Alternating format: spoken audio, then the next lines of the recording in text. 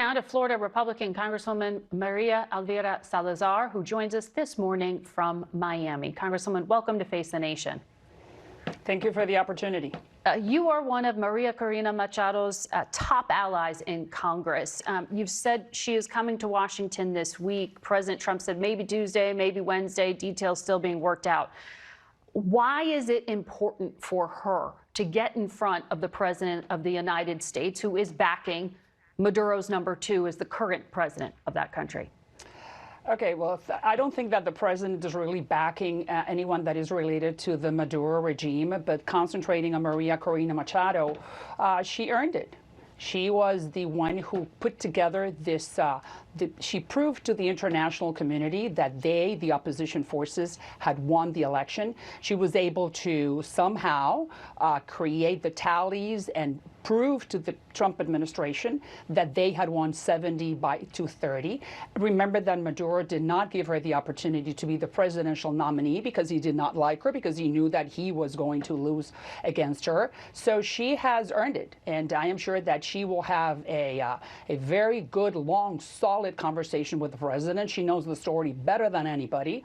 I was in touch with her during the 16 months that she was hiding in a tunnel because the Maduro forces were looking for her to kill her. So she's earned it. So I think we are going to welcome her in Congress, and I'm sure that the President Trump is going to be highly, highly pleased with that meeting. You heard the Energy Secretary here say it could be years before we get to a transition. The president did say democracy is something he hopes for in Venezuela. Does that mean that she should go back, that the United States should guarantee Maria Corina Machado's security to return? I mean, how can the opposition go back for an election right now? Well, you know, she was planning to go. When we met in Oslo, when she received the Nobel Peace Prize, she was saying to everybody that she was ready to go back when on January 3rd, we took Maduro out. I love what Secretary Rubio is expressing and the plan that we have as a country of stabilize, recover, and transition. I think that if you think about it, the Trump administration is creating a blueprint, a new groundbreaking new model for foreign policy when vis-a-vis the Western Hemisphere. Mm-hmm. So Maria Corina and the opposition forces fall in that planned layout that we have, that Rubio has created and Trump has blessed. So she is part of the transition.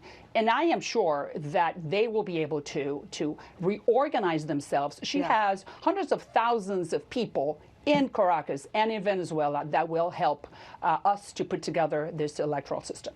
So I know that you support the Trump administration's policy, but Secretary of State Rubio really, really bristled when I asked him why they didn't arrest the Minister of the Interior, Diosdado Cabello, who remains in power. You have been very, very clear in your statements that you think the United States should arrest him. We went back and looked. CBS Miami's Jim DeFede reported in 2017 that Cabello had tried to assassinate Senator Rubio.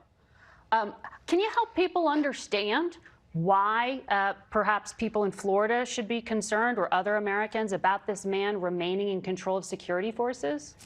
Well, you know, I know that Diosdado is probably worse than Maduro and worse than Delcy. They're all Alibaba and the 40 thieves. Let's make sure for your international audience that, but I am very reassured the fact that we have taken the oil and the resources away from them, that Diosdado Cabello, who is a thief, I repeat, does not want to fall into where Maduro has fallen into, and they will cooperate, and somehow, because we have created this new type of model, that they will work with us. They do not have their resources. Now they know that we're going to go into this recovery, and that somehow they are going to definitely participate and work with the American forces. They know better.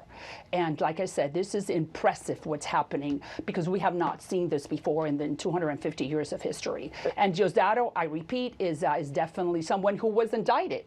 Mm-hmm. And one of the sources, I have some sources that say that we were not able to locate him. But at this hour, I would say that everything is really falling into place. Well, he controls the prisons. And there are at least 5 Americans in those prisons. With Delcy. Delcy is the one who is really in charge of the secret police and the repressive apparatus, and Diosdado Cabello was in charge of the military, who was part of the Sun's cartel along with Maduro. But do you know why the Trump administration isn't publicly demanding the release of the Americans that are being held? Listen, maybe we do not know some things that are happening, and Rubio said it the other day. I do understand, and I am sure Rubio knows the area very well, and he knows who the characters are. And we are definitely taking this with solid steps. We do not want to make any mistakes.